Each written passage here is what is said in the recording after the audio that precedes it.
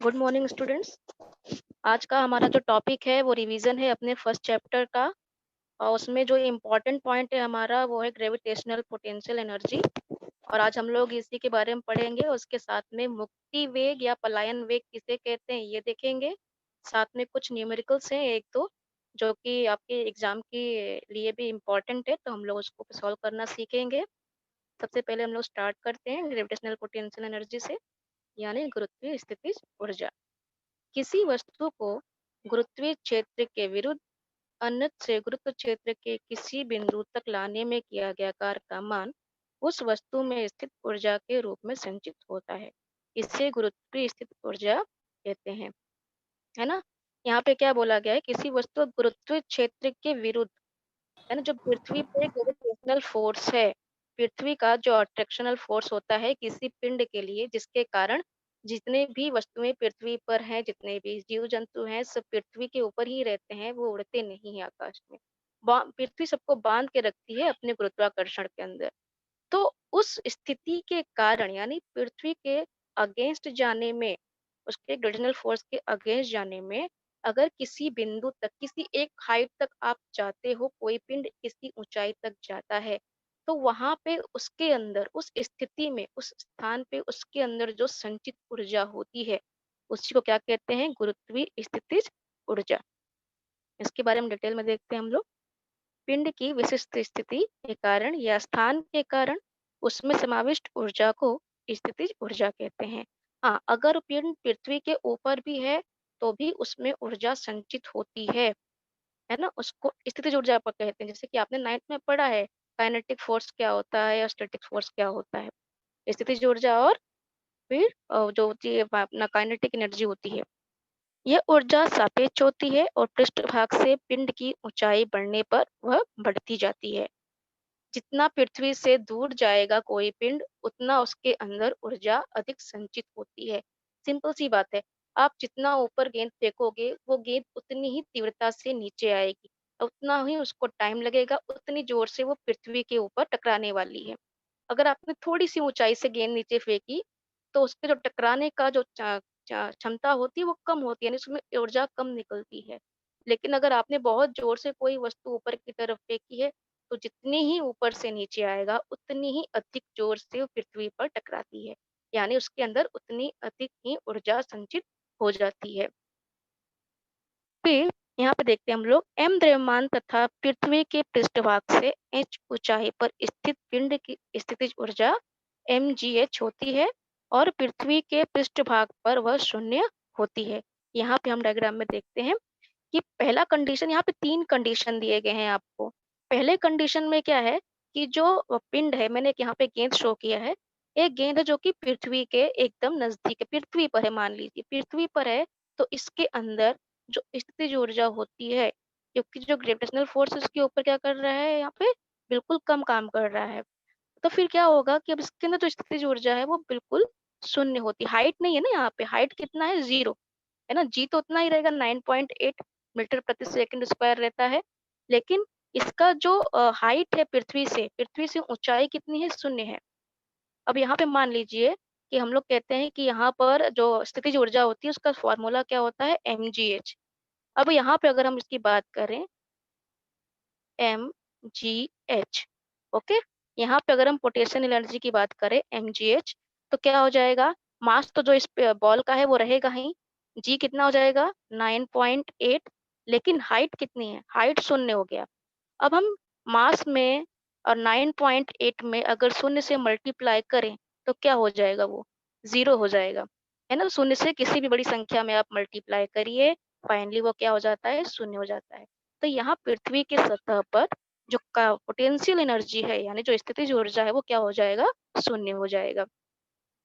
फिर second case में आपको यहाँ पे क्या दिया गया है, अ, मान सकते हैं और उपयुक्त सूत्र का उपयोग कर सकते हैं, परंतु h का मान अधिक होने पर g का मान ऊंचाई के अनुसार कम होते जाता है।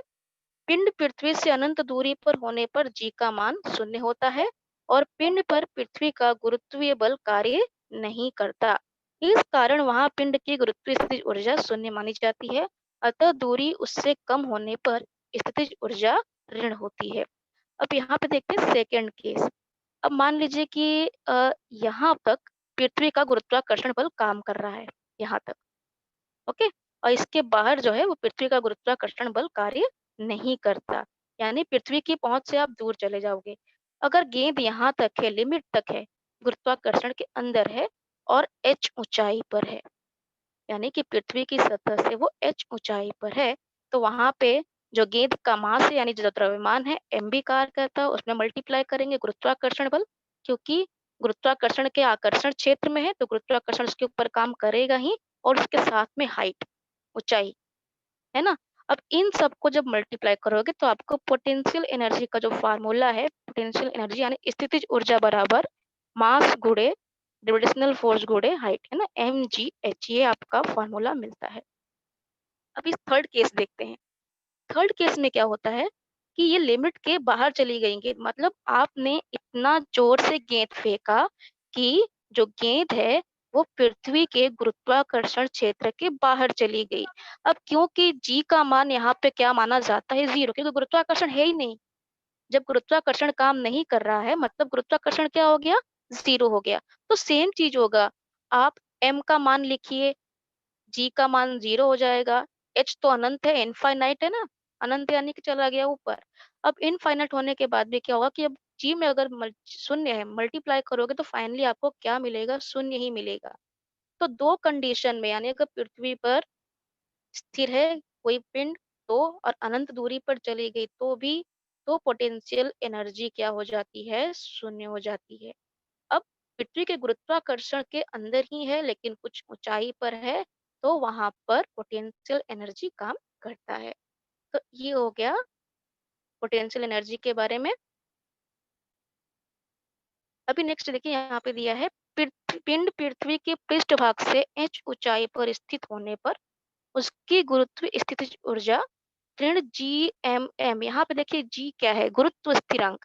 गुरुत्व स्थिरांक क्या होता है? क्योंकि पृथ्वी पे हम लोगों ने पढ़ा, इस पाठ में स्टार्टिंग में ही पढ़ा था कि पूरी पृथ्वी पर कहीं भी जाएंगे गुरुत्वाकर्षण का मान समान है, कांस्टेंट है, तो इसको हम लोग गुरुत्व स्थिरांक मानते हैं, है ना? गुरुत्व स्थिरांक। एम क्या है? एम पृथ्वी का द्रव्यमान है, जो बड़ा एम दिया है कैपिटल एम, पृथ्वी का द्रव्यमान शो कर रहा है, जिसके कारण कि गुरुत्वाकर्षण बल उसका एक मान दिया गया है। फिर है छोटा स्मॉल एम दिया है, स्मॉल एम क्या है? पिंड का द्रव्यमान दिया है ना? पिंड चाहे पृष्ठ पर हो, चाहे h ऊंचाई पर हो, कोई भी ऊंचाई पर हो, अनंत पे हो, लेकिन उसका द्रव्यमान क्या है? m। उसके बाद दिया है बटे r प्लस h। r क्या है यहाँ पर? r जो है पृथ्वी की त्रिज्या, पृथ्वी के सेंटर से काम करता है गुरुत्वाकर्षण बल, सेंटर की तरफ काम करता है, इसीलिए पृथ्वी का जो त्रिज्या है वो हमको उसको भी डिस्टेंस मानते हैं, r प्लस h, है ना? अब मैं डायग्राम बना के आपको यहाँ सिंपल यहाँ पे मैं शो करती हूँ। अब मान लीजिए कि यहाँ पर ये केंद्र है पृथ्वी का, ये हो गया क्या? r, पृथ्वी की त्रिज्या, है ना? यहाँ पे h ऊंचाई है, उसमें क्या हो गया? r के साथ में h जोड़ दिया आपने, डिस्टेंस कितना हो गया टोटल? ये r और ये h, तो क्या मिल जाएगा? r प्लस h, यानी जो पिंड की ऊंचाई, यहाँ पर पिंड की ऊंचाई है ये r और प्लस h, है ना? तो इस प्रकार से हमको उसका फॉर्मूला मिला है। अब नेगेटिव क्यों लेते हैं यहाँ पर? नेगेटिव क्यों लिया गया है? क्योंकि जब वो लिमिट के ऊपर चला गया, h ऊंचाई पर स्थित होने पर गुरुत्व स्थितिज ऊर्जा तो जो गुरुत्वाकर्षण बल होता है वो नेगेटिव काम करता है। आपने 9th में भी पढ़ा था कि अगर आप पृथ्वी से ऊपर की तरफ जाते हो, पृथ्वी के अगेंस्ट जाते हो, उसके विरुद्ध जाते हो, तो गुरुत्वाकर्षण का मान नकारात्मक होता है, क्योंकि लगातार वो आपकी स्पीड को कम करने का काम करता है, पीछे की तरफ खींचता है आपको। लेकिन अगर आप पृथ्वी की ही तरफ आ रहे हो ऊपर से नीचे की तरफ, तो लगातार आपका स्पीड बढ़ता जाता है ना? वहाँ पे गुरुत्वाकर्षण जो रहता है वो और मजबूत होते जाता है जितना आप पृथ्वी के नज़दीक आते हो। फिर नेक्स्ट वन देखते हैं हम लोग, मुक्ति वेग या पलायन वेग किसे कहते हैं? गेंद को ऊपर फेंकने पर उसका वेग कम होते जाता है, जो कि हम लोगों ने भी पढ़ा, और पृथ्वी के गुरुत्वाकर्षण के कारण होता है। ये कैसा क्यों होता है? ऐसा कम क्यों हो रहा है आपका ये, इसका स्पीड कम क्यों होते जाता है किसी पिंड का? क्योंकि गुरुत्वाकर्षण उसको पीछे की तरफ खींच रही है। आपने अभी जब गेंद खेल रहे होंगे तो आपने ऑब्जर्व किया होगा, आप कितनी भी स्पीड से गेंद फेंकिए, पहले नीचे से जब वो जाता है ऊपर, तो बहुत तेज गति से जाता है। जैसे-जैसे वो हाइट में ऊपर बढ़ते जाता है, वैसे-वैसे उसकी स्पीड कम होती है, फिर एक लिमिट ऐसा आता है कि वहाँ पे गेंद एक क्षण के लिए रुक जाती है ना? एक क्षण के लिए जब वहाँ पे गेंद रुकती है और फिर वो नीचे आना शुरू करती है। जब नीचे आना शुरू करती है तब क्या होता है लगातार उसकी अभी जो वेग है वो बढ़ता जा रहा है, उसका जो स्पीड है वो बढ़ता जा रहा है। ऊपर फेंकने पे जब गेंद ऊपर जा रही होती है, उसका जो वेग होता है लगातार कम होते जाता है, लेकिन जैसे ही वो ऊपर से नीचे आना स्टार्ट करती है, अब उसका रिवर्स हो रहा है, उल्टा हो रहा है। उसका वेग लगातार बढ़ते जा रहा है। क्यों? क्योंकि पृथ्वी का बॉल तो नीचे आ ही रही है, साथ में पृथ्वी का गुरुत्वाकर्षण बल भी काम कर रहा है, उसको और स्पीड दे रहा है। जितना नीचे गेंद आती जाएगी, उतना स्ट्रांगली गुरुत्वाकर्षण बल उसको खींचता रहेगा और उसका स्पीड बढ़ाता रहेगा। फिर आगे हम लोग देखते हैं यहाँ पर एक विशिष्ट ऊंचाई पर जाकर उसका वेग शून्य होता है। एक विशिष्ट ऊंचाई मतलब जहां पर गुरुत्वाकर्षण के बल के कारण अब बॉल का यानी जो पिंड है उसका जो बल था वो शून्य हो गया। अब वो सीधे गुरुत्वाकर्षण के कारण नीचे आएगा। उसकी अधिकतम ऊंचाई उसके वेग पर निर्भर करती है। अगर आप बहुत तेज गेंद फेंक सकते हो, पूरी ताकत से गेंद फेंक सकते हो, तो बॉल बहुत अधिक ऊपर तक जाएगी। अब हर व्यक्ति की क्षमता नहीं होती है उतनी अधिक गति से बॉल को ऊपर फेंकने की, लेकिन जितना स्ट्रांगली आप गेंद ऊपर फेंकोगे उतना स्ट्रांगली वो गेंद अधिक ऊंचाई तक जाएगा। इसलिए यहाँ पे क्या बोला है कि अधिकतम जो ऊंचाई है वो उसके वेग पर निर्भर करती है। फिर न्यूटन के तीसरे समीकरण के अनुसार गति संबंधी तीसरा समीकरण है ये v square is equal to u square plus 2as। अब v क्या है यहाँ पर? अंतिम वेग। टी क्या होता है? अंतिम वेग, इंग्लिश में कहते हैं इसको फाइनल वेलोसिटी। और यू क्या होता है? आरंभिक वेग। आरंभिक वेग जिसमें एग्जांपल दे रही हूँ, जब आप गेंद हाथ में लेते हो और जब फेंकते हो, तो फेंकने के पहले जो उसका वेग था गेंद का वो क्या था? शून्य था, क्योंकि आपने गेंद फेंकी नहीं थी। तो आरंभिक वेग यहाँ पे क्या था? शून्य था। फिर आपने जब फेंक दिया तो उसकी जो स्पीड है, जिस स्टेट तक अब आप देख रहे हो कि कुछ-कुछ ऊँचाई पर गेंद बढ़ती जा रही है, तो उस टाइम उसका जो अंतिम वेग होता है, उसको हम v मानेंगे। अगर वो गेंद ऊपर जा रही है, चलती जा रही है और आपको एक स्पेसिफिक हाइट पे कोई पूछ रहा है कि उसका वेग कितना है, तो वहाँ पे एक अंतिम वेग हम निकाल सकते हैं। फिर दिया है कि लास्ट में उसका एक लिमिट के बाद जाके जो वेग होता है, वो शून्य हो जाता है, एक मैक्सिमम हाइट पे जाने के बाद। फिर रिवर्स में नीचे आता है गेंद। तो अब जब मैक्सिमम हाइट पे जाके गेंद रुक गई एक क्षण के लिए वापस नीचे आ रही है, तो यहाँ पे दूसरे टर्म में यानी कि जब नीचे आ रही है, अब यहाँ पे आरंभिक वेग उसका क्या है? शून्य है। आरंभिक वेग क्या होगा? शून्य होगा। कब होगा? जब वो ऊपर पहुँच गया है ना? गेंद अब ऊपर से जब आना नीचे स्टार्ट करता है तब। फिर यहाँ पे दिया है गेंद का v बराबर क्या है? v बराबर है गेंद का अंतिम वेग और शून्य। फिर वो क्या दिया? अंतिम वेग शून्य दिया है। a बराबर दिया है माइनस, है ना? एक्सीलरेशन ड्यू टू ग्रेविटी यहाँ पे क्या दिया है? माइनस जी दिया है। माइनस जी क्यों दिया है? क्योंकि यहाँ पर जो जो वो गेंद है वो जा रही है पृथ्वी के आगे जा रही है, ऊपर की तरफ जा रही है। इसका आपका स्पीकर ऑन है, प्लीज बंद कर लीजिए। अपना स्पीकर बंद कर लीजिए प्लीज, आपका आवाज आ रहा है यहाँ पे। फिर देखिए यहाँ पर v इज इक्वल टू कितना दिया है? अंतिम वेग। तो क्या होता है? a बराबर माइनस, है ना? ठीक है।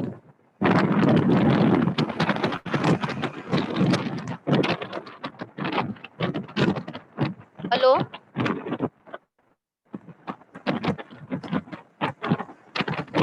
फोन बंद, अपना माइक्रोफोन प्लीज बंद कर लीजिए, आवाज आ रहा है यहाँ पे, जिसका भी चालू है प्लीज। अब देखिए यहाँ पर नेक्स्ट स्टेप में क्या है? गेंद का प्रारंभिक वेग। अब क्योंकि वेग यहाँ पे कितना है? अंतिम वेग यहाँ पे शून्य है, तो फिर क्या बचेगा? v square plus 2a minus G S, है ना? अब यहाँ पे क्या करना है? हम लोग को s निकालना है। s निकालने के लिए क्या करना पड़ेगा? s को यहीं पे रहने देते हैं और जो 2g है इसको हम लोग ले जाएंगे इस दूसरी तरफ। तो उसके लिए पहले हमको क्या करना पड़ेगा? इस स्टेप में देखिए आगे, क्योंकि u स्क्वायर लेके आएंगे हम लोग इस तरफ तो हो जाएगा नेगेटिव। फिर यहाँ पे है प्लस 2 माइनस जी एस। अब ये नेगेटिव को क्या करते हैं हम लोग? कैंसिल कर देते हैं, कट हो जाएगा। तो क्या बचेगा? U square is equal to 2 g s. अब एस निकालेंगे तो जो 2G है वह आ जाएगा इस तरह। ओके? फिर नेक्स्ट वन है, इसलिए गेंद का प्रारंभिक वेग जितना अधिक होगा, गेंद उतनी अधिक ऊंचाई पर जाएगी। इसका कारण यह है कि जितना अधिक प्रारंभिक वेग होगा, उतनी अधिक वह गेंद पृथ्वी के आकर्षण का प्रतिरोध कर सकेगी और उतनी अधिक ऊंचाई पर जा सकेगी। जैसा कि हम लोग ने लास्ट चैप्टर में पढ़ा था कि रॉकेट को जब लॉन्च करते हैं तो क्या करते हैं, उसको इतनी अधिक ऊर्जा देते हैं कि वो पृथ्वी के गुरुत्वाकर्षण के बाहर चला जाए। जब पृथ्वी के गुरुत्वाकर्षण के बाहर चला जाएगा, तभी जाके रॉकेट है वो दूसरे किसी ग्रह उपग्रह की कक्षा में प्रवेश कर पाएगा। आगे देखते हैं हम लोग, जब किसी वस्तु को ऊपर की ओर फेंका जाता है तो यह कुछ ऊपर की तरफ जाकर वापस नीचे आ जाती है, क्योंकि गुरुत्वाकर्षण बल इसे अपनी ओर आकर्षित कर लेता है। लेकिन यदि इसे इतने वेग से फेंका जाए कि यह ग्रह के गुरुत्वाकर्षण बल के क्षेत्र से बाहर चली जाए, तो यह वस्तु कभी भी लौटकर वापस उस ग्रह पर नहीं आएगी। फिर इसका डेफिनेशन दिया है पलायन वेग का। देखिए, पलायन वेग का जो डेफिनेशन है उसे आप जरूर से याद करिए, अक्सर एग्जाम में आता है। जो न्यूनतम वेग वस्तु को उस ग्रह का गुरुत्वाकर्षण बल क्षेत्र पार करने के लिए चाहिए, उस वेग को पलायन वेग कहते हैं। है ना? क्या बोला गया है? जो न्यूनतम वेग यानी मिनिमम, जो मिनिमम वेग उस वस्तु को ग्रह का गुरुत्वाकर्षण बल पार करने के लिए चाहिए, उसका जो कवरेज पूरा कवरेज है, गुरुत्वाकर्षण का क्षेत्र है, उसको क्रॉस करके बाहर जाने के लिए जो वेग चाहिए, उसी को पलायन वेग कहते हैं। पलायन वेग विभिन्न ग्रहों के लिए भिन्न-भिन्न होता है। यह ग्रह के द्रव्यमान के साथ समानुपाती संबंध रखता है। यानी जो ग्रह आकार में व द्रव्यमान में जितना बड़ा होगा, उसका पलायन वेग उतना ही अधिक होगा। सौर मंडल में यह सूर्य के लिए सर्वाधिक होता है तथा ग्रहों में बृहस्पति ग्रह सबसे बड़ा होने के कारण उसका पलायन वेग सर्वाधिक होता है। द्रव्यमान के ऊपर डिपेंड करता है और उसके आकार पर। जितना बड़ा कोई ग्रह होगा, उतना अधिक उसके ग्रेविटेशनल फोर्स से निकलने के लिए ऊर्जा की आवश्यकता लगेगी और उतना ही अधिक क्या होगा, उसका पलायन वेग होगा। पृथ्वी के लिए पलायन वेग का मान 11.2 किलोमीटर प्रति सेकंड है। अब इमेजिन करिए कि 1 सेकंड में अगर आप 11.2 किलोमीटर कवर कर सकते हो, तब जाके आप पृथ्वी के गुरुत्वाकर्षण बल से बाहर निकल सकते हो। यानी जो रॉकेट लॉन्च किया जाता है, उसका स्पीड लगभग इतना ही होता है, 11.2 किलोमीटर प्रति सेकंड। अर्थात किसी वस्तु को पृथ्वी के गुरुत्वाकर्षण क्षेत्र से बाहर निकालने के लिए 11.2 किलोमीटर प्रति सेकंड के वेग से फेंकना होगा। यहाँ पे फॉर्मूला दिया है उसका, एस्केप वेलोसिटी का, 11.2 किलोमीटर पर सेकंड। जब एस्केप वेलोसिटी क्या होती है, उसको हम लोग काइनेटिक एनर्जी बोलते हैं, है ना? गतिज ऊर्जा, गति के कारण ही तो बाहर जा रही है, ये गतिज ऊर्जा यानी half mv square is equal to gmm upon r, है ना? अब यहाँ पे g क्या है, जो हमने अभी पीछे पढ़ा था, g होता है गुरुत्वाकर्षण स्थिरांक यानी गुरुत्व स्थिरांक। कैपिटल M है पृथ्वी का द्रव्यमान, स्मॉल m है ये पिंड का द्रव्यमान है, और r क्या है, ये उनके बीच की दूरी है ना? तो एस्केप वेलोसिटी क्या हो जाएगी, अब 2 को इस तरफ लेके जाएंगे हम लोग, 2 को इस तरफ लेकर जाते हैं, 2 जाएगा जब इस तरफ, है ना? और m से m हो जाएगा कैंसल, m यहाँ पे कैंसल हो जाएगा, तो क्या बचने वाला है हमारे पास यहाँ पर? खाली बचेगा हमारे पास v is equal to 2gm upon r square. तो ये आपका क्या हो गया, एस्केप वेलोसिटी का सूत्र हो गया। अब यहाँ पर देखिए एस्केप वेलोसिटी क्या कैसे काम करता है ना? मान लीजिए कि ये पूरा अर्थ है अपना और पृथ्वी है। अगर किसी उपग्रह को ऊपर छोड़ा गया, उसकी स्पीड स्लो है, स्पीड अगर स्लो है, तो फाइनली क्या होगा कि वो जाके कुछ दूर ऊपर जाके फिर से पृथ्वी के गुरुत्वाकर्षण में अंदर चली आती है ना? अगर आपने उसका स्पीड एक स्पीड मेंटेन रखा है कि वो स्पीड से चल भी रही है लेकिन पृथ्वी के गुरुत्वाकर्षण के बाहर नहीं जा सकती, तो वो एक कक्षा में सर्कल लगाता ऐसे पूरा कंप्लीट करता रहेगा, घूमता रहेगा, परिक्रमा करता रहेगा, जैसे कि मून हो गया, है ना? अगर चंद्रमा अपना स्पीड कम कर दे, तो पृथ्वी के ऊपर गिर जाएगा, लेकिन वो पृथ्वी पे नहीं गिरता क्योंकि वो पृथ्वी के आकर्षण से बंधा हुआ है, लेकिन उसकी अपनी भी एक गति है और वो गति ही उसको पृथ्वी से एक डिस्टेंस मेंटेन करके रखने के लिए बाध्य करती है। जिस दिन वो अपना स्पीड कम कर देगा, वो पृथ्वी पे गिर जाएगा। ठीक उसी प्रकार से सैटेलाइट जो होते हैं आर्टिफिशियल वो पृथ्वी के चारों तरफ परिक्रमा करते हैं। अब अगर मान लीजिए कि इसका स्पीड बढ़ा दिया गया, है ना? जो उसके उसका जो वेग है वो बढ़ा दिया गया, तो अब क्या होगा कि अब वो सीधे पृथ्वी के गुरुत्वाकर्षण से बाहर निकल जाएगा। तो उसी को बोलते हैं एस्केप वेलोसिटी। देखिए यहाँ पे 3 चीज़ें दी गई हैं, स्लो, फास्ट और एस्केप वेलोसिटी, है ना? अगर स्लो है तो पृथ्वी पे गिर जाएगा, फास्ट है तो फिर चक्कर लगाता रहेगा अपने ऑर्बिटल में और उससे भी ज़्यादा अगर वेलोसिटी उसकी बढ़ा दी गई, तो वो पृथ्वी के गुरुत्वाकर्षण से बाहर निकल जाएगा। हमने ऊपर देखा कि जी का मान भूपृष्ठ से ऊंचाई के अनुसार कम होते जाता है, अतः ऊंचाई पर जाने पर गेंद पर पृथ्वी का आकर्षण कम होता है। यदि हम गेंद का प्रारंभिक वेग बढ़ाते गए तो अधिक से अधिक ऊंचाई पर जाएगी। प्रारंभिक वेग यानी जब उसको हम लोग गेंद को ऊपर फेंकते हैं उसी टाइम उसका वेग अधिक करना है ना? फेंकने के बाद आप उसको कुछ नहीं कर सकते। फेंकने के टाइम ही गेंद इतना अधिक फेंकना है जोर से कि वो गुरुत्वाकर्षण के बाहर निकल जाए, यानी प्रारंभिक वेग ही अधिक होना चाहिए। प्रारंभिक के इस मान को मुक्ति वेग कहते हैं क्योंकि इस वेग से ऊपर गया फेंका गया पिंड पृथ्वी के गुरुत्वीय आकर्षण से मुक्ति पा जाता है। मुक्ति वेग का सूत्र हम ऊर्जा के विनाशक सिद्धांत का उपयोग करके निम्नानुसार ज्ञात कर सकते हैं। प्रारंभिक वेग मुक्ति वेग के बराबर होने से पृथ्वी के पृष्ठभाग से सीधे ऊपर जाने वाला पिंड पृथ्वी के गुरुत्वाकर्षण से मुक्त हो जाता है। गुरुत्वाकर्षण बल दूरी के वर्ग के प्रतिलोमानुपाती होने के कारण यह बल अनंत दूरी पर ही शून्य होता है। अर्थात पिंड को इस बल से मुक्त होने के लिए अनंत दूरी पर जाना पड़ता। अनंत दूरी यानी क्या? पृथ्वी के आकर्षण बल के बाहर जाना पड़ेगा। अतः पिंड का अनंत दूरी पर अंतिम वेग शून्य होगा। अब यहाँ पर देखिए फॉर्मूला दिया जो सूत्र कैसे निकाला।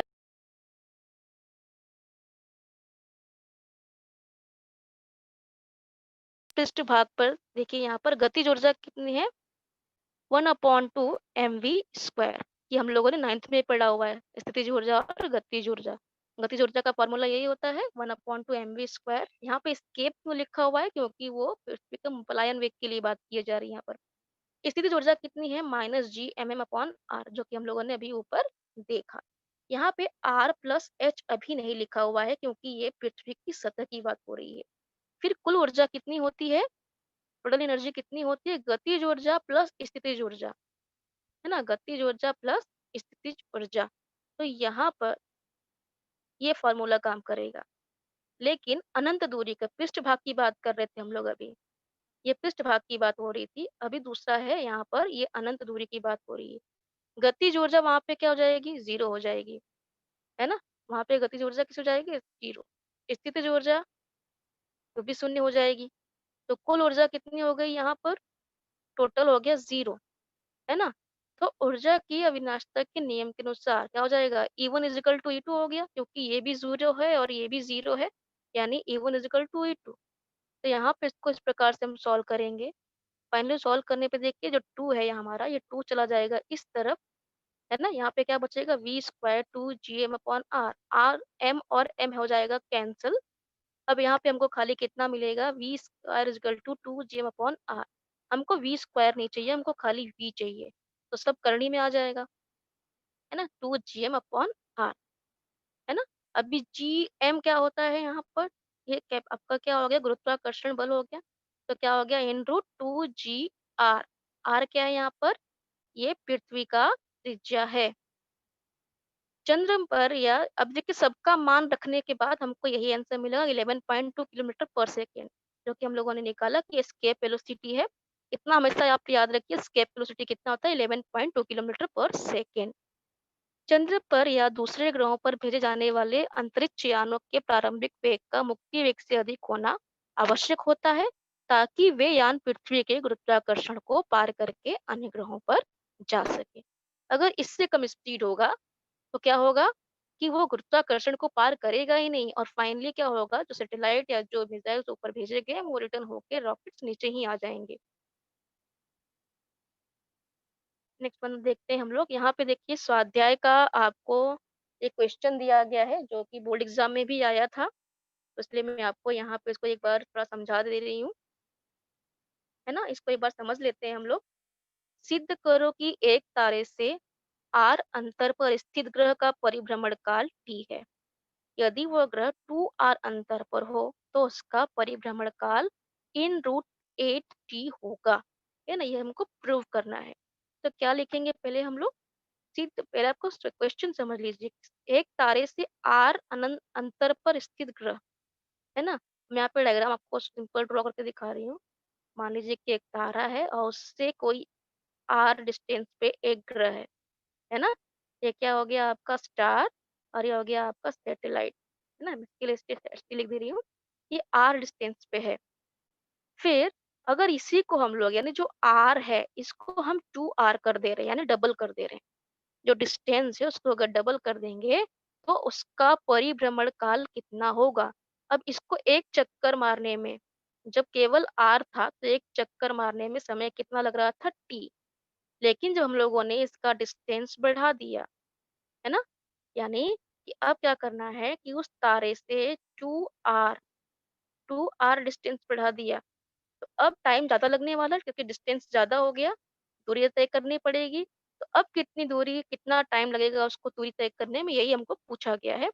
और फिर इतना हमको दिया गया है कि ये प्रूव करना है कि इतना टाइम लगने वाला है इन रूट 8 अपॉन टी। ग्रहों के गति संबंधी केपलर के तीसरे नियम के अनुसार, है ना? थर्ड लॉ क्या था? जो समय का वर्ग होता है डायरेक्टली किसके प्रोपोर्शनल होता है? दो ग्रहों के बीच की दूरी के घन के अनुपात, है ना? घन के समानुपात में होता है। ये केपलर का थर्ड लॉ था। तो इसको पहले हम लोग लिख लेते हैं यहाँ पर। इसके अकॉर्डिंग r से इसलिए तारे से r दूरी पर ग्रहों का परिभ्रमण काल t हो तो समीकरण 1 से। और ये जो पहले कंडीशन दिया गया है वो हम देखते हैं कि r दूरी पर है तो परिभ्रमण काल t है ना? अभी ये हम लोग यहाँ पर लिख लेंगे इस प्रकार से। यहाँ पे कैपिटल R क्यों लिखा गया है? क्योंकि ये उस पे तारे के लिए दिया गया है। फिर जब ग्रह की दूरी 2r होगी, जब हम लोगों ने ग्रह की दूरी 2r कर दी तब ग्रह का परिभ्रमण काल क्या होगा? अब यहाँ पे जहाँ पे r था वहाँ पे हम लोगों ने क्या किया 2r लिख दिया, है ना? जहाँ पे r था वहाँ पे 2r कर दिया। तो फाइनली इसका क्यूब है तो r का क्यूब तो r क्यूब हो जाएगा और 2 का क्यूब यानी 2 का घन क्या हो जाएगा 2 गुणे 2 गुणे 2, है ना? 2 दूनी 4 4 दूनी 8, यहाँ पे 8 लिख दिया हम लोगों ने। फिर हमको ये थर्ड समीकरण मिल जाएगा। समीकरण 3 में से 2 भाग देने पर, अभी 3 में फिर 2 से भाग देना है, 2 से भाग देंगे तो क्या हो जाएगा यहाँ पर? अब देखिए r क्यूब से r क्यूब कैंसिल हो जाएगा। क्या बचा हमारे पास यहाँ पर? क्योंकि t1 और t2 यहाँ पे टाइम तो चेंज नहीं किया गया है, तो क्या हो जाएगा फाइनली ये t बन जाएगा यहाँ पर, है ना? जो t1 है उसको हम लोग क्या करेंगे उसका पोजीशन उसका साइड चेंज करते हैं। तो हमको मिल जाएगा यहाँ पे t1 इज इक्वल टू, हमको टी स्क्वायर नहीं चाहिए, हमको टी खाली चाहिए। टी1 स्क्वायर नहीं टी1 चाहिए खाली। तो क्या हो जाएगा अभी इन रूट आ जाएगा, है ना?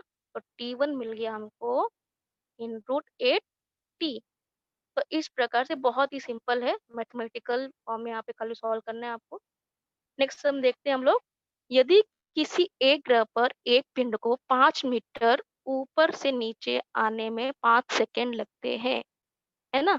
अगर कोई एक ग्रह है उस पर से कोई एक पिंड है ना? किसी एक ग्रह पर एक पिंड को 5 मीटर ऊपर से नीचे आने में 5 मीटर यानी 5 मीटर्स का डिस्टेंस दिया है, यहाँ से यहाँ आने में कितना टाइम लग रहा है?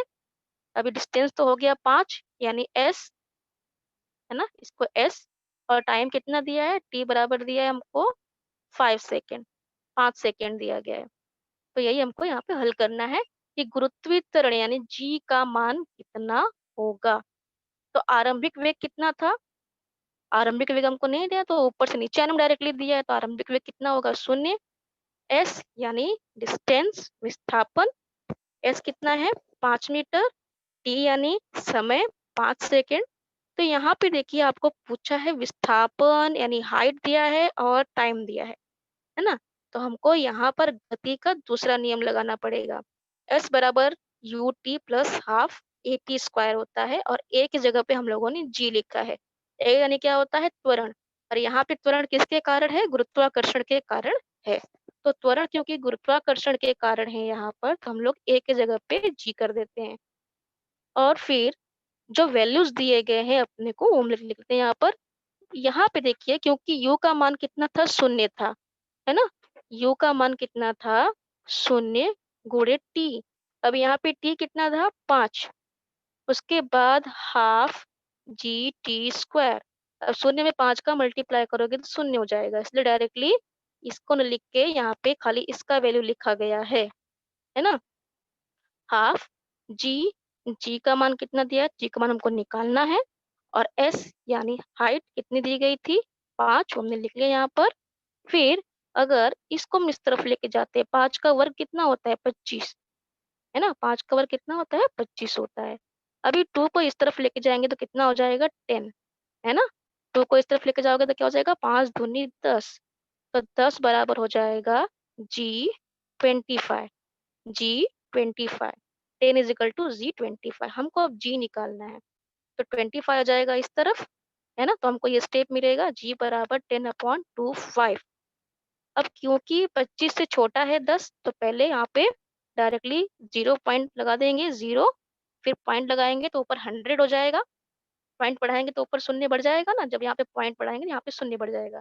तो 25 चौके 100, 0.4 मीटर प्रति सेकेंड स्क्वायर। इसलिए ग्रह पर जी का मान कितना हो जाएगा? 0.4 मीटर प्रति सेकेंड स्क्वायर। अभी नेक्स्ट सम देखते हैं हम लोग। एक गेंद टेबल से नीचे गिरती है ना? एक गेंद टेबल से नीचे गिरती है और 1 सेकेंड में जमीन पर पहुंचती है। जी बराबर है, यानी गुरुत्वाकर्षण का मान 10 मीटर प्रति सेकंड स्क्वायर। तो उस टेबल की ऊंचाई और गेंद का जमीन पर पहुंचते समय वेग कितना होगा? तो यहाँ पर देखिए 2 स्टेप्स है। पहले तो आपको ऊंचाई निकालनी है टेबल की, और उसके बाद क्या निकालना है? गेंद का जमीन पर पहुंचने समय लगने वाला वेग, है ना? तो यहाँ पे टी बराबर दिया है 1 सेकेंड। टाइम कितना दिया है हमको? 1 सेकेंड। और जी का मान 10 मीटर प्रति सेकंड स्क्वायर, है ना? 10 मीटर प्रति सेकंड स्क्वायर। पहले हम लोग देखिए, कभी भी अगर आपको एग्जाम में इस प्रकार के सवाल आते हैं, आपको अगर सवाल पूरा हल करने नहीं आ रहा है, तो ये जो वैल्यूज दिए गए हैं, अगर इतना आपको लिखने आ रहा है तो ये भी आप लिख दिया करिए। इसके ऊपर भी मार्क्स मिल जाते हैं, आधे मार्क्स तो मिल ही जाते हैं इन सारे वैल्यूज को लिखने पर, है ना? अगर इस प्रकार से सवाल दिए हैं, आपने खाली पहचान लिया कि टी क्या है, जी क्या है, यू क्या है, तो भी हाफ मार्क्स एग्जामिनर आपको दे देता है। माना कि वी गेंद का वेग है ना? वी क्या है? वेलोसिटी यानी वेग, है ना? अंतिम वेग होता है जमीन पर पहुंचने पर। इसलिए गति के पहले नियम के अनुसार माना कि जो वी है जमीन पर पहुंचने पर, यानी कि जो गेंद है उसको जमीन के पहुंचने पर वेग है, उसका गेंद का वेग है। इसलिए गति संबंधी पहले नियम के अनुसार हमें क्या मिलेगा? v is equal to u plus g t, है ना? एटी होता है, लेकिन हम लोग यहाँ पे जी लगा रहे हैं। जी क्यों लगा रहे हैं? क्योंकि गुरुत्वाकर्षण के कारण यहाँ पे त्वरण हो रहा है। यहाँ पे त्वरण किसके कारण है? गुरुत्वाकर्षण के कारण है। तो अभी जो भी वैल्यूज हम लोग को पता है उन लोग यहाँ पे लिख देंगे, है ना? यू का मान कितना था? 0, 0 लिख देंगे, है ना? यू का मान 0। तो फिर यहाँ पे उसका वैल्यू दिया ही नहीं गया है। और जी कितना था? 10, टी 1, है ना? जी 10, टी 1, 10 एक कम 10, यानी वी कितना हो गया? वी का मान कितना हो गया? 10 मीटर प्रति सेकंड। जो गेंद है उसका जमीन पे आते समय, यानी जमीन पे आते समय उसका वेग कितना था? 10 मीटर प्रति सेकंड, है ना? अभी टेबल की ऊंचाई कितनी है? 8 सेंटीमीटर दी गई है हम लोग को, है ना? टेबल की ऊंचाई कितनी है? 8 सेंटीमीटर हमको पता करना है। इसलिए क्या करना पड़ेगा? ऊंचाई यानी एस, उसका जो विस्थापन है, डिस्टेंस है, वो निकालना है। तो एस निकालेंगे, ये फार्मूला लगाएंगे दूसरा, है ना? गति संबंधी दूसरा नियम लगाते हैं। अब गेंद ऊपर से नीचे आते समय क्या होता है कि जो यू होता है, आरंभिक वेग, यहाँ पे देखिए शून्य दिया है ना, आरंभिक वेग शून्य है। तो अगर यहाँ पे शून्य लिखोगे और उसमें टी, यानी टी कितना था? 1, 0 इंटू 1, तो क्या मिलेगा? फाइनली 0 ही मिलेगा, इसलिए यहाँ पे क्या लिख दिया गया? 0। अब 1/2 लिख दिया यहाँ पे। जी का मान 10 दिया है, टी 1 सेकेंड, 1 स्क्वायर हो गया, है ना? अब 2 पच्चे 10, 2 से 5 बार में 10 कट गया, तो कितना बचा? 5 मीटर। तो हाइट कितना मिल गया हमको यहाँ पर? 5 मीटर हाइट मिल जाता है। एक बार फिर से ध्यान से देख लीजिए सवाल, क्योंकि आ चुका है बोर्ड एग्जाम में इस प्रकार से। अगर आपको ऊंचाई दी जाती है टी इज़ इक्वल आपको इस प्रकार से सवाल आता है, तो पहले आप इस प्रकार से जो वैल्यूज़ दिए गए वो लिखेंगे। टाइम दिया है 1 सेकंड, जी बराबर दिया है यानी गुरुत्वाकर्षण 10 मीटर प्रति सेकंड स्क्वायर, आरंभिक वेग आपको दिया है 0। फिर माना कि गेंद का वेग ज़मीन पर पहुँचने पर कितना हो जा रहा है, v हो जा रहा है। तो प्रथम नियम के अनुसार गति संबंधी जो प्रथम समीकरण है उसके अनुसार क्या हो जाएगा, v is equal to u plus g t. क्योंकि u बराबर 0 था, तो खाली हमको जीटी लिखना था यहाँ पर। जी का मान 10, टी का मान 1, कितना मिला, v बराबर 10 मीटर प्रति सेकंड, है ना? तो वस्तु का वेग जमीन पर पहुंचने पे कितना हो गया, 10 मीटर प्रति सेकंड। अब टेबल की ऊंचाई यानी एच निकालना है। एच यानी क्या होता है, एस, विस्थापन, है ना? हाइट यानी क्या हो गया, विस्थापन ही तो होगा ना उसका ऊपर से नीचे आने के टाइम। तो वो हम लोग यहाँ पे विस्थापन लिखते हैं। अभी एस बराबर U T plus half G T square, second formula लगाएंगे। क्योंकि u बराबर 0 था तो ये तो 0 ही हो जाएगा। हाफ यानी 1/2, 1/2 लिख लिया, g का मान 10 था लिख लिया, t का मान 1 स्क्वायर, फिर 2 5 जा 10, यानी हाइट कितना मिल गया हमको, 5 मीटर। अभी देखिए यहाँ पर ये सवाल भी इम्पोर्टेंट है। यदि किसी व्यक्ति का पृथ्वी पर भार 750 न्यूटन है, तो चंद्रमा पर उसका भार कितना होगा, है ना? आप लोगों ने पढ़ा ही है कि जो चंद्रमा का ग्रेविटेशनल फोर्स है पृथ्वी का 1/6 पार्ट है, यानी छठवां हिस्सा। अगर कोई चीज यहाँ पर 6 किलोग्राम है या फिर जितना भी किलोग्राम दिया गया उसका वेट, आप चंद्रमा पे जाओगे तो वो आपका कितना हो जाएगा, 1/6 पार्ट हो जाएगा, है ना? चंद्रमा का द्रव्यमान पृथ्वी के द्रव्यमान का 1/81 गुना है ना? चंद्रमा का द्रव्यमान पृथ्वी के द्रव्यमान का 1/81 गुना है, यानी 81वां पार्ट दिया है, खाली इतना ही द्रव्यमान दिया है चंद्रमा का। तथा उसकी त्रिज्या त्रिज्या जो है पृथ्वी की त्रिज्या की 1/3.7 गुना है। कितना दी गई है, 1/3.7 गुना। तो पहले आपको जो इन्फॉर्मेशन दी गई है वो हम लिख लेते हैं यहाँ पर। पृथ्वी का भार है 750 न्यूटन। पृथ्वी के तथा चंद्रमा के द्रव्यमानों का अनुपात, है ना? ये जो एम ई लिखा है, एम एम लिखा है, इसका मान क्या होता है, mass of earth, mass of moon, है ना? चंद्रमा का द्रव्यमान और पृथ्वी का द्रव्यमान, चंद्रमा का द्रव्यमान है और ये पृथ्वी का द्रव्यमान है, मास ऑफ अर्थ और मास ऑफ मून। द्रव्यमानों का अनुपात क्या हो गया, m e upon m m, यानी कितना, पृथ्वी का द्रव्यमान और चंद्रमा का द्रव्यमान कितना हो गया, 81, है ना? इस प्रकार से। फिर पृथ्वी और चंद्रमा के त्रिज्याओं का अनुपात, r e upon r m, radius of earth upon radius of moon, radius of earth upon radius of moon 3.7 दिया है। फिर पृथ्वी पर उसका भार एम जी इक्वल टू कितना है, 75 की 750, है ना, 750 m g m e upon r e, है ना? इस प्रकार निकालेंगे पृथ्वी पर का भार। फिर हमको मिल जाएगा एम बराबर 750 r e square upon g m e. अब यहाँ पे जी क्या है, जी है गुरुत्व स्थिरांक। आर यहाँ पे क्या है, ये त्रिज्या दी गई है, आर ई दिया है ना, यानी कि आर यानी त्रिज्या अर्थ का, पृथ्वी की त्रिज्या। एम ई है ना, mass of earth, mass of earth, है ना? पृथ्वी की त्रिज्या, पृथ्वी का द्रव्यमान, ये दोनों निकालना है। यहाँ पर समीकरण नंबर 1 हो गया। फिर व्यक्ति का चंद्रमा पर भार, इस प्रकार से सेम उसी प्रकार लिखा है, मास ऑफ मून, फिर रेडियस ऑफ मून, सेम उसी प्रकार से। समीकरण 1 का उपयोग फिर इस प्रकार करेंगे, इन दोनों को क्या करना है, पहले डिवाइड करना था, तो क्या किया कि जब हम लोग क्रॉस करते हैं तो क्या होता है कि जो वैल्यूज होते हैं वो ऊपर नीचे हो जाते हैं, है ना? विक्रमानुपात कहते हैं ना, तो वो यहाँ पे किया गया है। तो इसको सॉल्व करने पे क्या मिलता है, आर का यानी आर क्या हो गया, ये radius of earth upon radius of moon, फिर इसके बराबर क्या हो जाएगा, उसके गुणे क्या हो जाएगा, mass of moon, mass of earth. अब सारे वैल्यूज यहाँ पे लिख लेंगे इस प्रकार से, है ना?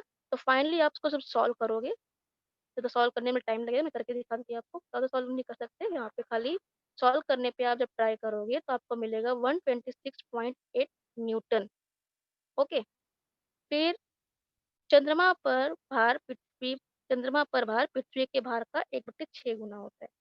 पिंड का चंद्रमा पर भार हम एम जी एम, यानी क्या हो गया, चंद्रमा पर पृथ्वी त्वरण लिख सकते हैं। अर्थात चंद्रमा पर त्वरण पृथ्वी के त्वरण का 1/6 गुना है। ये जस्ट खाली आपके जानकारी के लिए है, ये सवाल आपसे पूछता नहीं है। नेक्स्ट देखते हैं हम लोग। महेंद्र और विराट 1 मीटर की दूरी पर बैठे हैं, है ना? महेंद्र और विराट 1 मीटर की दूरी पर बैठे हैं। अच्छा, आप लोगों ने जब ये लेसन पढ़ा था तो आप लोग को ये पढ़ाया गया था कि अगर 2 पिंड हैं, तो उनके बीच में आकर्षण बल होता है। पृथ्वी पर कोई भी 2 पिंड हों, 2 व्यक्ति क्यों ना हों, उनके बीच का, क्योंकि वो भी क्या है, एक प्रकार से पिंड का ही काम करते हैं। हर वस्तु जो पृथ्वी पे है, वो एक पिंड के प्रकार बिहेव करती है। तो ऑब्वियसली उनके बीच में एक आकर्षण बल होता है। लेकिन क्योंकि हम लोग पृथ्वी से बंधे हुए हैं, पृथ्वी का जो गुरुत्वाकर्षण बल है, वो इतना स्ट्रांग है कि उसके सामने, उसके कंपैरिजन में बाकी की वस्तुओं का जो गुरुत्वाकर्षण बल है, वो नगण्य यानी कि नील होता है, ना के बराबर होता है ना? एक सिंपल सा एक्सपेरिमेंट करने के लिए आपको बोला गया था कि पानी जो होता है, पानी का बड़ा सा हौज है, उसमें आप 2 गेंद छोड़ दीजिए, 2 गेंद, है ना? ऊपर तैरने दीजिए। कुछ समय बाद आप देखोगे जो गेंद है दोनों, वो आपस में क्या हो जाएँगी, आकर जुड़ जाती हैं, है ना? आप कितना भी स्थिर पानी में गेंद को छोड़िए, कुछ समय के बाद जो दोनों गेंद है, वो आपस में तैरते-तैरते साथ में एक जगह आ जाती हैं। ऐसा क्यों होता है? क्योंकि जब वो पानी पे होता है गेंद, तो पृथ्वी का गुरुत्वाकर्षण बल थोड़ा-सा उनके लिए इनएक्टिव हो जाता है।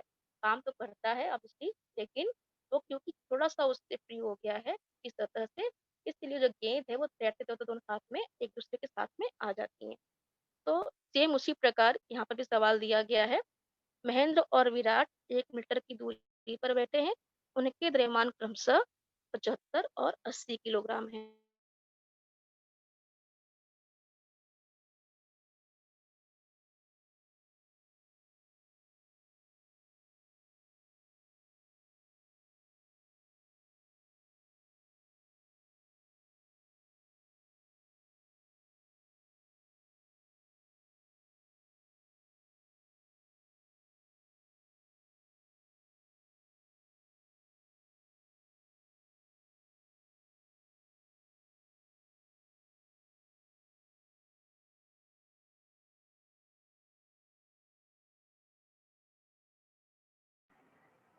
मैडम आपकी आवाज नहीं आ रही है।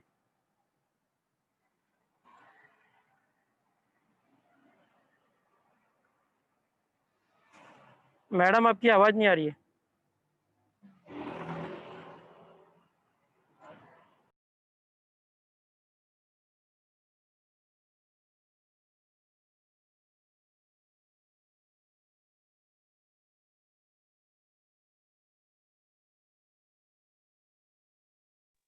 हेलो, अभी आवाज आई मैडम, आपका आवाज बंद हुआ था।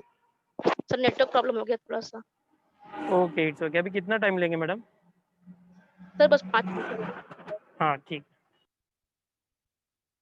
सर स्क्रीन शो हो रहा है? स्क्रीन नहीं दिख रहा मैडम। सर 1 मिनट, फिर रिवर्स जाना पड़ेगा मुझे।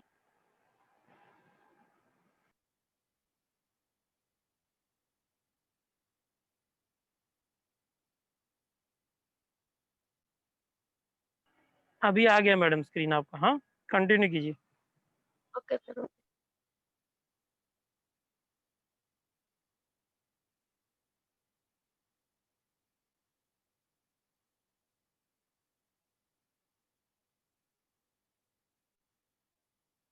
हेलो। हाँ, अब हम लोग यहाँ पे ये सवाल देख रहे थे। तो न्यूटन के सिद्धांत के अनुसार हम लोग क्या लिखेंगे, जो फॉर्मूला था वो लिखेंगे पहले। एफ यानी क्या है, फोर्स, बल, है ना? उसके लिए एफ शो किया गया है। F is equal to G m1 m2 upon R square. जी यहाँ पे क्या है, गुरुत्व स्थिरांक। m1, ये 2 व्यक्ति हैं यहाँ पर, महेंद्र और विराट। तो महेंद्र का द्रव्यमान है यहाँ पे m1, विराट का द्रव्यमान है m2। उनके बीच की दूरी है 1 मीटर की। तो ये हो जाएगा क्या, आर, आर का स्क्वायर। इस सूत्र के अनुसार हम लोग यहाँ पे सब अरेंज करेंगे पहले। अब क्योंकि नीचे ये 1 का स्क्वायर कितना होता है, 1, है ना? यानी कि इसका कोई मतलब नहीं रहेगी, आप डायरेक्टली इसको भी सॉल्व कर सकते हो। तो आप जब 6.67 इंटू 75 इंटू 80 करोगे, तो आपको ये अमाउंट मिलेगा। कितना मिलेगा? 40020 मिलेगा आपको और साथ में जो आपको 10⁻11 दिया गया है वो मिलेगा। अब क्योंकि देखिए 10⁻11 है, तो आपको पता है कि जब यहाँ का वैल्यू घटना शुरू होता है, तो यहाँ का वैल्यू बढ़ना शुरू होता है। इंडाइसिस पता होगा आपको, घातांक का नियम आपने पढ़ा होगा, 7वीं में पढ़ा होगा। तो अब क्या करना है, हमको यहाँ पर जो आंसर दिया है वो लेके आना। देखिए डिजिट सब सेम आ गए हैं। अब जब 1 पॉइंट यहाँ पे बढ़ाते हो 1, 2, 3, 4, है ना? जब 4 संख्याओं के बाद दशमलव लगाते हो यहाँ पर, इनके पहले दशमलव लगाते हो, तो 4 यहाँ से हमको कम करना पड़ेगा। तो क्या हो जाएगा ये -7। हमको कितना आंसर मिल गया फिर यहाँ पे 4.002 इंटू 10⁻⁷ न्यूटन। यहाँ पे कुछ नहीं करना है, आपको सिंपल पॉइंट्स का मल्टीप्लाई आता हो और इंडाइसेस यानी जो घातांक का नियम होता है, अगर ये पता है, तो ये सवाल आप आराम से हल कर सकते हो। नेक्स्ट एग्जांपल देखते हैं। 3 किलोग्राम, ये इम्पोर्टेंट सवाल है देखिए बच्चों, क्योंकि ये इस प्रकार के सवाल पूछता है। इसमें एक ही सवाल में 3 सवाल दिया गया है। इस 3 में से कोई भी एक चीज़ आपको पूछी जा सकती है।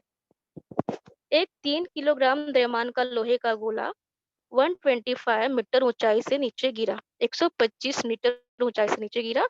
1 ग्राम का मान 10 मीटर प्रति सेकंड स्क्वायर मानकर नीचे दी गई राशियों के मान ज्ञात कीजिए। क्या क्या ज्ञात करना है हम लोग को? जमीन तक पहुंचने के लिए लगने वाली समय विधि, है ना? यानी आपको टाइम पता करना है कि 125 मीटर ऊंचाई से जो गोला गिर रहा के है, साथ मिलके कंपनी भी बना दी है, उसकी बीवी है रोशन। 3 किलोग्राम का जो यहाँ पर लोहे का गोला गिर रहा है 125 मीटर ऊंचाई से, तो उसके लिए लगने वाला समय विधि यानी टाइम कितना लगेगा वो ज्ञात करना है। फिर जमीन तक पहुंचते समय उसका वेग, यानी जब वो जमीन पे पहुंच रहा है तब उसका वेग यानी वेलोसिटी कितनी है पता करना है। फिर आधे समय में उसकी ऊंचाई कितनी, अगर आधा टाइम कर दिया जाए तो उस वक्त तक वो कितनी ऊंचाई तक पहुंचा होगा, ये हमको पता करना है। फिर क्या करना है, सबसे पहले दत्त यानी जो आपको जानकारी दी गई है लिख लेना है आपको। आपको दिया गया है गोले का द्रव्यमान यानी m 3 kg, तय की गई दूरी यानी s 125 मीटर, प्रारंभिक वेग आपको कितना दिया गया है यहाँ पर 0, त्वरण यानी g 10 मीटर प्रति सेकंड स्क्वायर, न्यूटन के दूसरे समीकरण के अनुसार गति संबंधी दूसरा समीकरण दिया गया है। s बराबर क्या होता है ut plus half A T square. अब a की जगह पे हमको g लिखना है ना? g का मान दिया गया है। फिर s दिया है हमको 125, लिख लिया।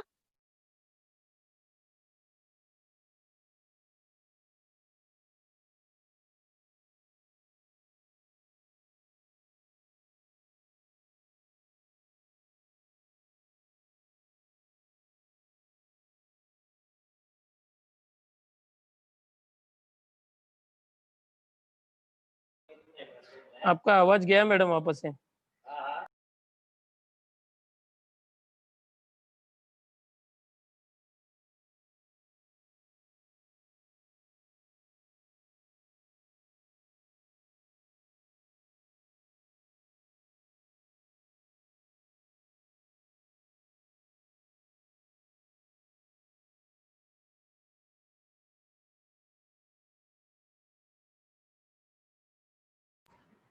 मैडम आपकी आवाज नहीं आ रही है।